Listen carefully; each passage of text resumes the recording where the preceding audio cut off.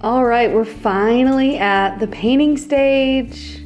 First and foremost, we primed everything. And we're priming, and we're priming, and we're priming.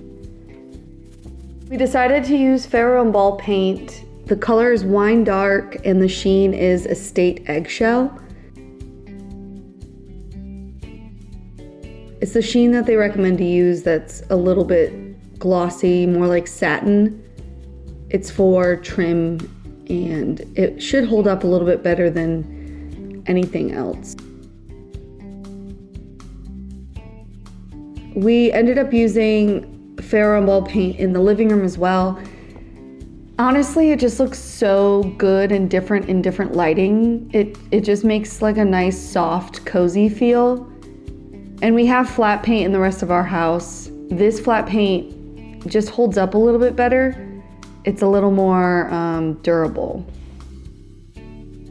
Painting took a long time. I debated on buying a paint sprayer, but I didn't want to have to tape off the whole thing. It's a small room with minimal ventilation. Sometimes prepping for paint sprayers takes more time than just doing it. I probably spent 2 days priming, and with 2 coats of wine dark, I'm not sure, probably spent like 4 days painting. I did notice with this sheen, you had to do everything all at once, or you could kind of tell that it dried differently. So like cutting in and rolling at the same time had to happen.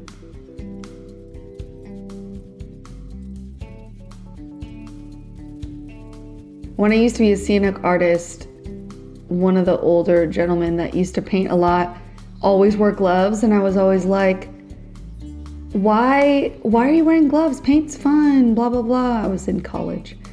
And he goes, you just kind of get tired of washing it off your hands, and it's just annoying. And I was so shocked by his answer, but hey, now I get it. I understand. Also, this paint was really sticky.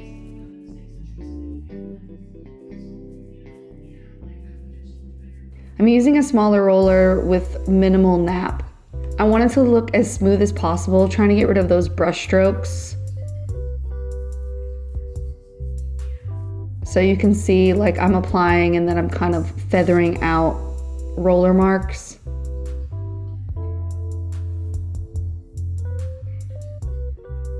It got really dark in here after adding the first coat. So here's the second coat. You can kind of see why I need a second coat, but luckily I did not need a third.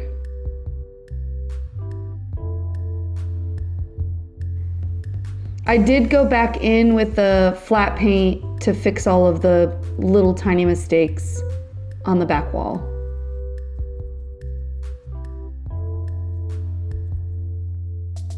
Okay, now that painting is finally finished, I'm making the daybed. This was a little impromptu. I wouldn't say that it's my favorite design that I made, but it worked out for what we needed. I ended up going in with more of a slat design. Here I'm adding the supports for the slats on either side. So I'm just kind of using a scrap piece of 1x material to make sure that I attach it at the right height.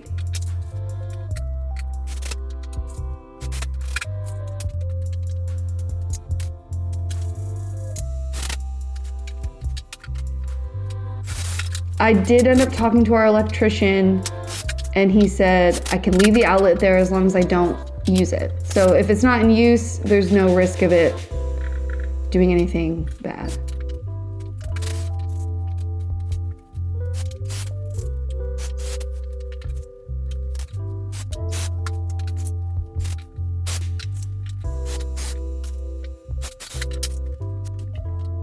All right, so I added a middle support. This was not originally my plan, and I added a couple and was like, oh, it's a little too much flex there.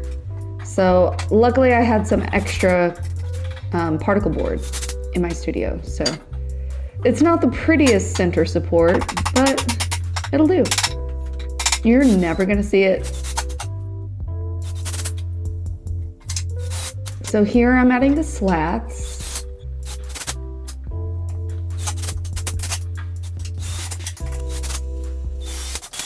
I did not buy enough one-by material, so I had to go out and buy some more. I did not math, I just kind of guessed, which I should have just done some math, you know?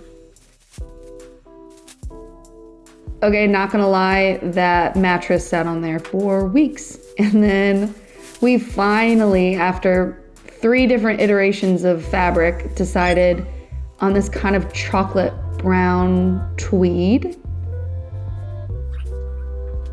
Just something a little neutral and soft. We wanted to go full monochromatic, but just couldn't find anything that really suited that wine dark color. Okay, so first I needed to cut down my plywood from 48 wide to 38 wide. Our first mattress is a twin bed size. It's 38 inches wide by 75 inches long. So I have to cut one of the plywood pieces down to that, and then what's left over is 38 by 33 inches long. So that'll give us a total of 108 inches for the daybed all in.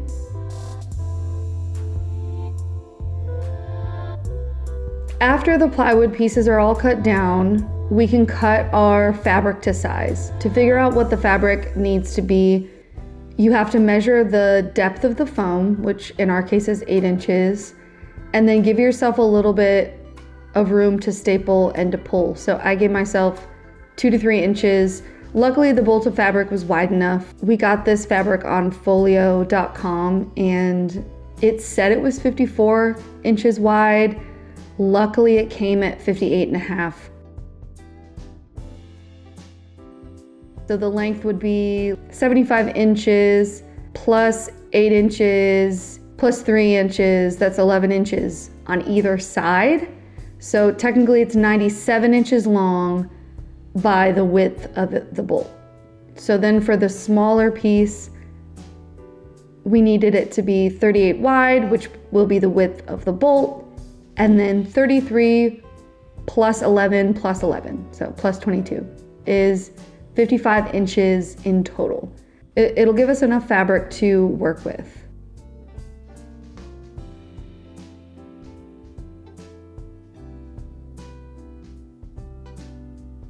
All right, so since this is a mattress, it came with, you know, some extra fabric to protect the foam. I had to remove that.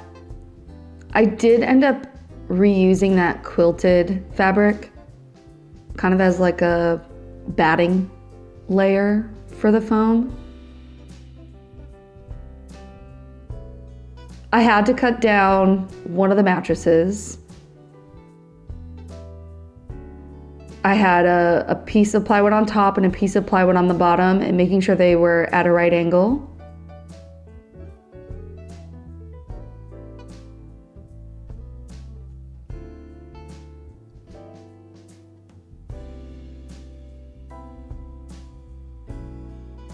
My handy dandy pull saw.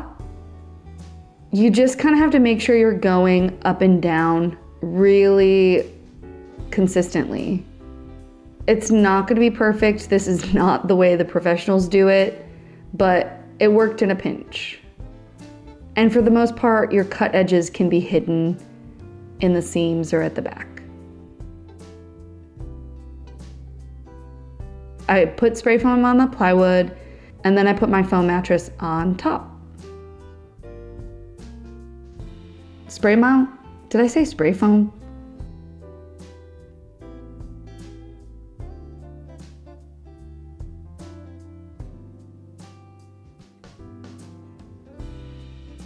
All right, so here I'm cutting off the zipper and the back of this, and we're gonna reuse this just to make the fabric feel softer on top of the foam.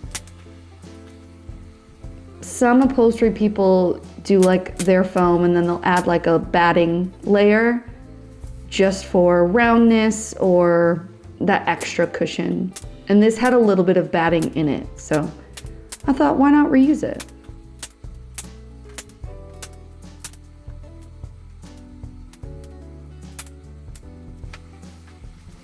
So you're gonna lay your fabric on it. I already cut this down to size. It should have about 2 to 3 inches on either side, so kind of walk around it, make sure you have those 2 to 3 inches on either side.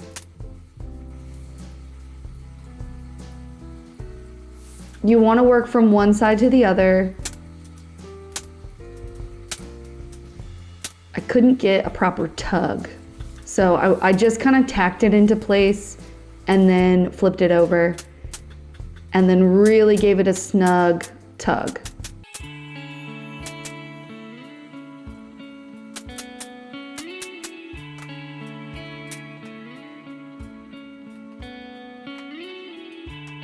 In hindsight, I probably should have put spray foam on top of the mattress and then added my fabric.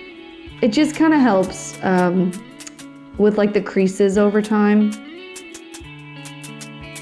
Spray mount? Did I say spray foam?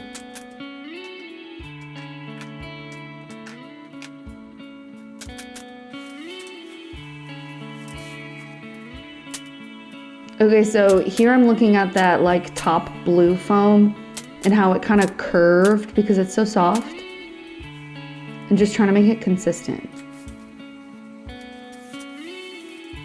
All right, this is the first time I'm doing this, so bear with me if it's not correct.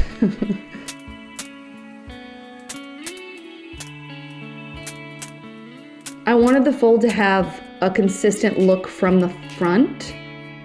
So all of my folds were kind of pointing towards the short ends.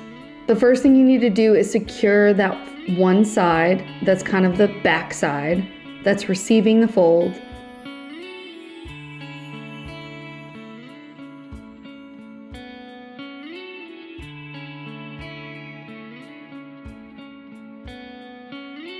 And then you kind of fold it over.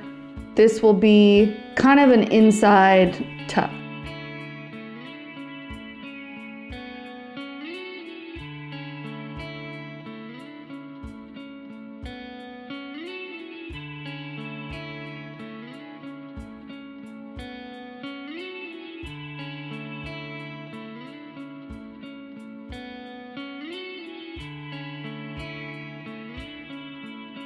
Okay, so now you're kind of figuring out where that fold's gonna lie.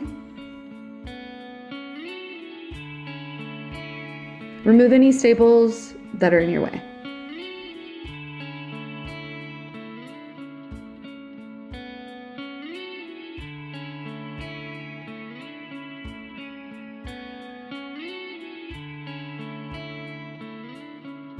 So here you need to get rid of some of this excess fabric.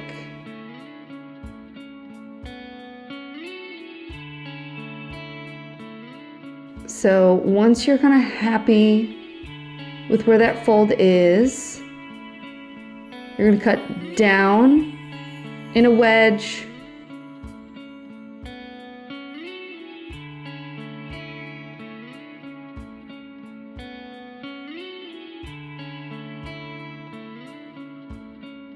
And then once you're happy with it, secure down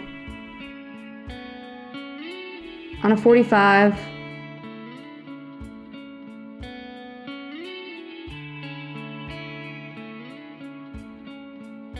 I didn't have long enough staples, so I ended up using my battery-powered staple gun. So you're cutting down on this 45 so you don't have a lot of bulk on these corners.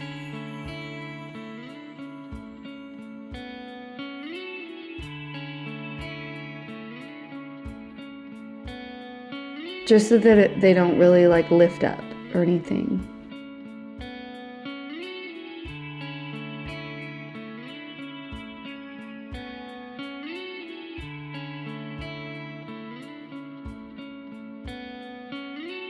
All right, here is a different angle.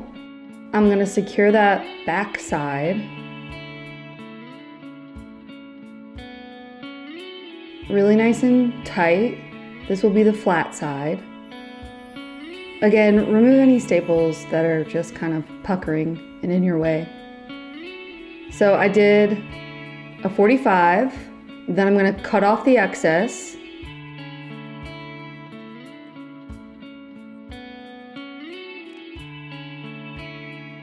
Really secure that corner so it doesn't come up.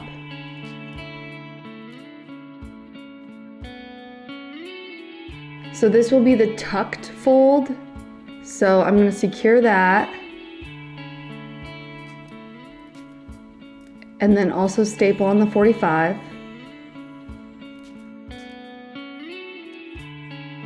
Give her a trim so there's not bulk in there. Once you have that secured, figure out where you want that fold exactly to fall.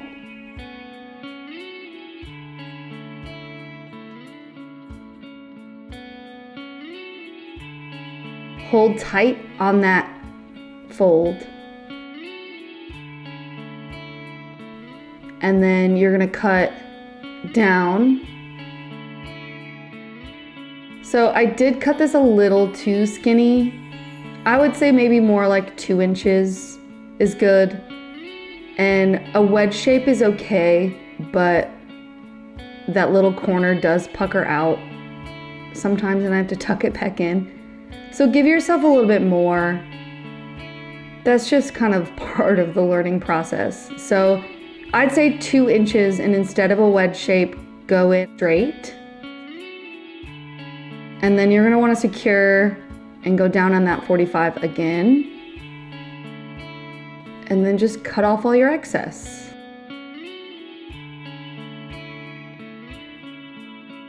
All right, stay tuned for Daybed reveal, and we're finally putting books on the bookshelves.